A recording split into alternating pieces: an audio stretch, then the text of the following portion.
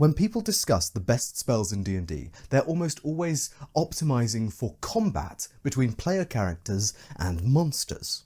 My criteria for powerful spells are very different. When I look at a spell, I mostly look for its impact on all of the world. Therefore, factors like availability, ease of use, and usefulness in helping people achieve normal goals are really, really significant to me when I'm evaluating a brand new spell.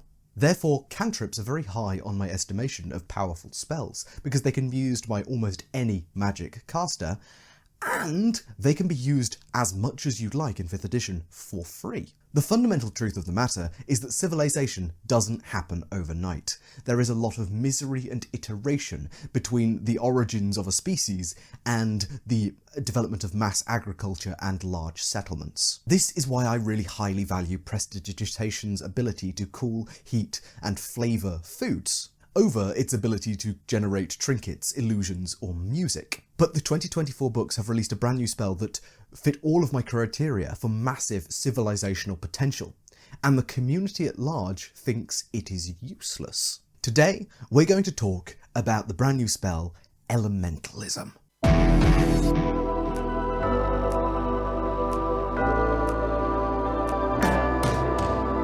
Like Prestidigitation, Elementalism takes an action to cast. Like Prestidigitation, Elementalism has a variety of uses. Unlike Prestidigitation, Elementalism is easier to say, and has uses themed mostly around the 4 elements. Elementalism uses verbal and somatic components to generate instantaneous effects within 30 feet of the druid, sorcerer, wizard, or magic initiate, or even 4 elements monk that is using this spell. In this video, we're going to go through all of these effects, look at their implications on civilizational potential, and see if Elementalism can actually eke out a spot above Prestidigitation as the most useful spell in creating an entire civilization. With Beckon Air, the user can create a slight breeze that is able to move light or loose objects, materials like cloth, leaves, and dust.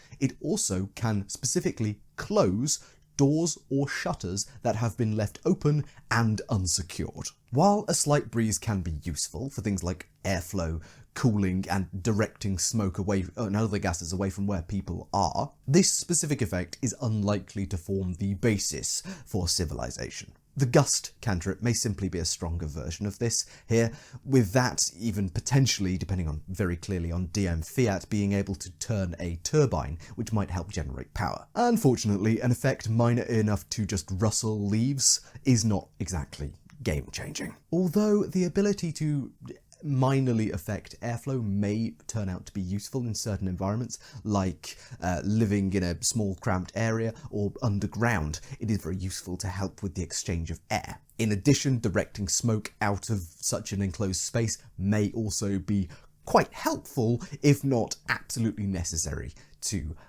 live. And bear in mind, this direction of smoke and air is only in a 5-foot cube. If you are planning to use this to close doors or shutters within 30 feet of you, I would argue you're probably just a bit lazy. Beckon Earth is slightly more useful than Beckon Air. This allows the caster to create a thin shroud of dust or sand that covers surfaces within a 5-foot square area, or create a single word in their handwriting in a pre-existing patch of dirt or sand. We're more interested here in the former effect.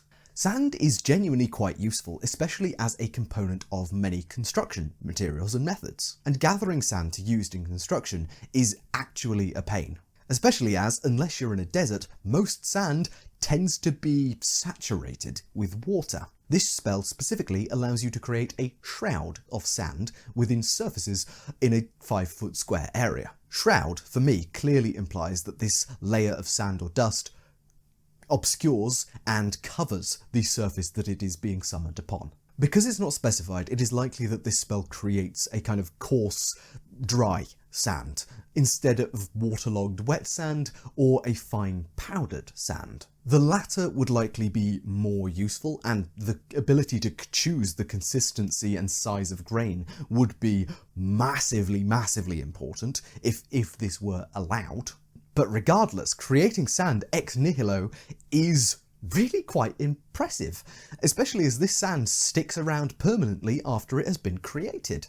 Glassmaking, repairs, manufacture and construction are all fairly reliant on sand, surprisingly so. And if you were to build a smooth, sloped surface to summon your sand upon, well, it may simply just run down after each casting into a container or a storage facility or something of that description, meaning that every 6 seconds you're conjuring a brand new layer of sand, which is, probably about this thick. It adds up. And this is dry, presumably, and fairly useful sand for many different things. Free sand, essentially, without digging it, drying it, or going to an area where it's useful or sensible enough to dig for it, for the mere cost of 6 seconds and a brush to clean up any residue. The ability to generate any physical thing instantaneously out of nothing is pretty wild, but when we're talking about sand, which has been used in a variety of crafts throughout human civilization, we're onto a winner here. In addition to this, you could use the ability to generate sand or dust on the floor to mask your tracks in certain areas, perhaps a dusty old house or the desert. Just make sure not to use the secondary effect of Beckon Earth to leave your pursuers a message. That generally doesn't tend to go along well. With Beckon Fire, we may be looking at something even more useful, as this allows the caster to create a 5-foot cube worth of harmless embers and coloured scented smoke, choosing whichever colour or scent that they might desire. The smoke retains its scent for a minute, and the embers can be used during this time to light torches, lamps, or candles within the specific area. The ability to light a torch or lamp is fundamentally essentially the same as the ability to light a campfire or bonfire or cooking fire, just with a few extra steps missed out. You have to transfer the flame to said cooking fire, for example. If you can light one thing, you can largely tend to light another bigger thing. So I'm not too worried about the inability for this to, create a bonfire, like the spell Create Bonfire. To light, say, a street lamp high up in the air on a guard patrol, well, this is just as good as Prestidigitation. For any early civilization, the ability to just generate fire with a incantation and hand movement is potent. Certainly potent. Fire is an excellent civilizational tool for all sorts of things, as I kind of discussed in my last video on the subject. Furthermore, the use of scented smoke may be really useful in provoking or warding off animals, and in religious rituals. In our real world, scents and incenses were among our most valuable consumable resources. Hence the wise men's gifts of frankincense and myrrh. To generate scented sacred smoke for essentially free, without having to gather up strange and rare oils and incenses or travel to 4 corners of the world to get rare herbs, is genuinely a nice touch. Very convenient. Which might create a more personalisable, immediately comprehensible association with faith, a calendar of sensory associations. And it may also help with the smell of perhaps your unwashed congregants. In addition, a scented smoke may be all you need to distract a tracking animal for up to a minute, chasing after a strange new interesting scent of, say, smoky cooked meat. Beckon Water is the most useful of the classic elemental powers given by this particular cantrip. It lets the user spray a cooling mist to lightly dampen creatures and objects within a 5-foot cube. But it also has another effect, which we will discuss in a little bit. For the cooling mist, this could be very useful in hot environments to help regulate body temperature. It is also possible to water an entire 5-foot section of crops using this specific method. This may be limited to this 5-foot square, but repeated enough, you could cover entire fields with this, and that's the point. Cantrips are eminently repeatable if you've got enough time and energy to use the labour. You could theoretically preserve an entire field of crops through a nasty, nasty drought just by dousing them with a spray of water every so often. It could also theoretically be useful for cooling down and putting out fires on, say, firefighters after they've been into a burning building, for example. Or indeed in just cleaning people more generally, giving them a slight dampening and allowing them to rub off any dirt or grime that may have collected upon their skin. But it's the secondary effect of Beckon water that is absolutely incredible. With an action, the caster can create a cup of water. I'm assuming here we're talking about the imperial measurement, considering the wording of this section of the spell and the fact that the spell was written in America. This can be created in an open container or on a surface, and this evaporates in a minute's time. This is wild. Who cares if your drinking water evaporates in a minute's time? You'll have drunk it by then, and unless you've got a very, very mean DM who states that for some reason or in some way this water is going to evaporate once it is inside your system, which is concerning.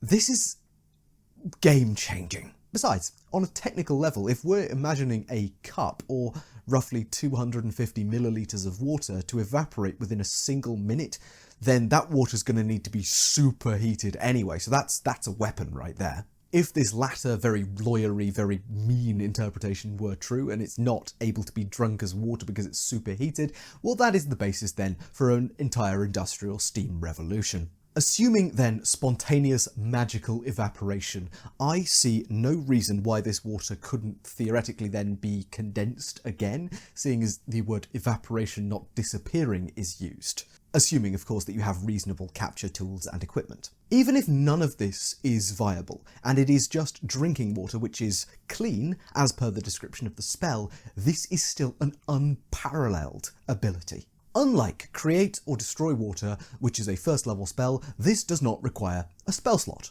And Create and Destroy Water also requires you, if you're creating water, to have already a drop of water as part of the material cost. There is no material cost to Elementalism. Fundamentally, Elementalism allows for creation of water from nothing, with no cost except for time and effort. Magical effort, I suppose. In our history, cholera, dysentery, diphtheria, typhoid, and diarrhea have all had unimaginable death tolls, far more than we would expect in our, well, relatively cushy Western world, if assuming you are listening in the relatively cushy Western world, that is. And they're still killing people today around the world. All of these are waterborne and linked to impure or contaminated water. In many places worldwide, still, access to clean, fresh drinking water is a massive organisational and social hurdle. And more often than not, it is women and girls making their way to these water sources a long, long way away that they know, or hope at least, to be safe, to gather water, which eats into time that could be used for craft, education, training, recreation, or even other forms of labour, which massively increases inequality worldwide. Add to this the fact that hygiene is massively important as well. The ability to wash yourself with clean water is paramount for the health and continued hygiene of many people, but especially people who menstruate. Water is the lifeblood of society and civilization for a reason. We need it, and it really, really, really helps all people's outcomes in all society when said water is freshly available and clean. Even in the most inhospitable environment, I believe that entire settlements could be powered in their water intake by a single caster of Elementalism. Remote mines, scorched wastelands of magical battle, nomadic wanderers, soldiers, desert civilizations. It doesn't matter where you are. Even if you do have access to a clean, safe water source, that may not always be true. So it is good practice to keep a caster of Elementalism around you as far as you can, because if water gets contaminated, infected, or runs dry, you will need a second source. And having that be just a guy who can also do other things in the town, like light all of the lamps at night, is absolutely game-changing. In a D&D world, I would expect each individual in a settlement or an organised society to have their own cup that they carry around with them, either to head over to the elementalist's place to get a few cups of drinking water whenever they're thirsty, or for the elementalist to take tours around the places of labour and places of occupation for these people and just dole out completely clean drinking water. The effects that this would have on productivity, hygiene, and the viability of places for settlements to be is absolutely immense. As well as the ability to last in survival situations, survive sieges, blockades, and droughts. But it's just a cup. That's about 230, we can round up to 250 millilitres per casting. But with continuous casting, that's 2.5 litres per minute. Working for just an hour, admittedly with perfect efficiency of people drinking the water or using the water before it evaporates, we're talking 150 litres an hour, or approximately 30 gallons of water. Even assuming half of all of that goes to waste through inefficiencies, that's way over what Create and Destroy Water can do for a first level spell slot. Sure, the Water and Create or Destroy Water actually stays around, so that is more useful if you need water storage or large scale water creation to feed crops in a more efficient way than just dousing every piece of ground within 5 foot with some or 250 ml of water each. But most people who can cast a first level spell can do so once a day. I'm not exaggerating when I say that a single Elementalism user could support a town perpetually with a few hours work each day. Much like the Washer Witch that I proposed in my earlier video on Prestidigitation, I believe this would create essentially an entirely new social class of minor cantrip caster. But Tom, you say, very few people in D&D worlds can actually use magic. Sure, except entire species, of course, can use magic as a basis, like, you know, gnomes and elves. In fact, all high elves could use Elementalism by swapping out their regular prepared spell for Elementalism as long as they learn the verbal and somatic components. Or anyone with an origin feat of, say, Magic Initiate could take this spell. And that's just using the 2024 Player's Handbook. In 5th edition more generally, there are many more ways to theoretically get your hands on Elementalism. But there's an extra little treat in this spell as well. Most of you will now realise we've gone through all 4 of the major elements, but there is one more feature that this spell offers. The ability to sculpt element, as opposed to beckon any specific one. This allows the caster to cause dirt, sand, fire, smoke, mist, or water that fit within a 1 foot area, 1 foot cube, to be sculpted into any sort of crude shape, such as that of a creature or object, and then the substance holds that shape for an hour. Not only is this a great way to enhance campfire story time in creating the monsters you're describing, as well as a kind of an educational tool to describe roughly what nasty creatures of the night look like to the kids and people of a society, it's also actually quite useful, practically. It's essentially a precision-focused version of Mould Earth, which is incredibly powerful in its own right. Do check out my video on Mould Earth after you're done with this one, of course. The ability to shape dirt or sand specifically, note that it doesn't actually describe it as loose dirt, just any dirt, so that's better than Mould Earth in some ways, into a crude shape of your choice. Within 6 seconds, you can very easily create a crude mould, a space for a brick, a plate, or a slab, which can be filled with, say, clay, to create a space for a clay brick or object to bake in the sun, in a mould which is naturally going to fall apart in about an hour's time. This saves you the problem of actually digging the thing out of the mould that you've made for it, or the tedious process of making moulds and then destroying them just so you can get the bricks out. It's so revolutionary for brickmaking specifically. Need a superstructure for a sculpture. Use a foot worth of sand as a base and the sand will fall away, leaving you with a freestanding hollow sculpture if you need that sort of thing. This also works for casting metals as well, although you would much rather use dirt than sand here. This makes crafting just that little bit faster and easier, and allows a craftsman to pour molten metal with one hand while focusing on the verbal and somatic components of creating the very mould it's about to go into in just 6 seconds on his own. It's genuinely so brilliant for efficiency savings. It's a brilliant little ribbon to tie up an already excellent spell. Unfortunately though, I must admit that I do not consider Elementalism to be quite as potent as Prestidigitation is. But I would say both of them together would be a very useful and make a very handy person around any settlement anywhere. Elementalism is certainly very useful and would fundamentally change how civilization works and indeed develops. Not just in our kind of traditionally expected pre-fantasy, prehistoric fantasy world, but right up until even the modern day, this spell would absolutely crush it in terms of usefulness. But with all that said, I've been Tom, otherwise known as the Grungeon Master. Thank you so much for watching, and I will see you in the next video.